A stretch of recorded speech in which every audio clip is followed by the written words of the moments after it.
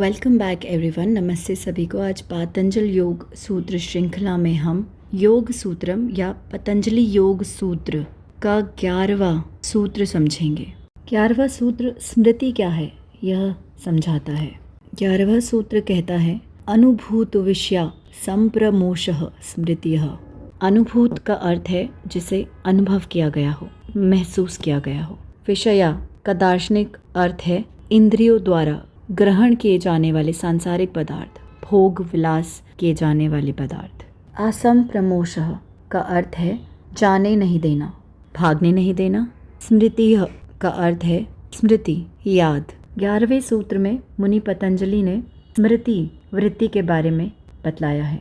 चलिए स्मृति से संबंधित कुछ अवधारणाएं समझते हैं। स्मृति को 2 प्रकारों में बांटा गया है, चेतन स्मृति और अवचेतन स्मृति। चेतन स्मृति में पहले से किए हुए अनुभव याद रखे जाते हैं और जितने भी स्वप्न होते हैं वह अवचेतन स्मृति में याद रखे जाते हैं। अवचेतन स्मृति भी 2 प्रकार की हैं, काल्पनिक और वास्तविक। स्वप्न में भी बहुत बार ऐसे स्वप्न आते हैं जिनका वास्तविक जिंदगी से कोई संबंध नहीं होता, वह अवचेतन याद की काल्पनिक यादों में आता है। जबकि यह तथ्य भी भुलाया नहीं जा सकता कि हर स्वप्न का एक आधार होता है। कोई भी स्वप्न काल्पनिक हो या फिर वास्तविक आधारहीन नहीं होता।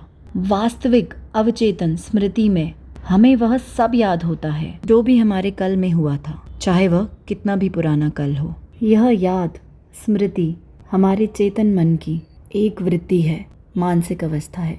इस सूत्र में एक शब्द का प्रयोग किया गया है, असंप्रमोषः, जिसका अर्थ है याद को जाने नहीं देना। यह शब्द सूत्र को महत्वपूर्ण बना देता है। जब हम याद को, स्मृति को, मेमोरी को जाने नहीं देते तब वह स्मृति हमसे जीत जाती है। और फिर वास्तविक तथ्य क्या है, वास्तविकता में क्या हो रहा है, मायने उतना नहीं रखता, बल्कि मायने रखता है उस स्मृति में क्या हुआ था और उसी अनुसार हमारे कर्म बनते हैं। एक बार सारी वृत्तियों को सारांशित कर लेते हैं। पहली वृत्ति थी सही ज्ञान, प्रमाण वृत्ति।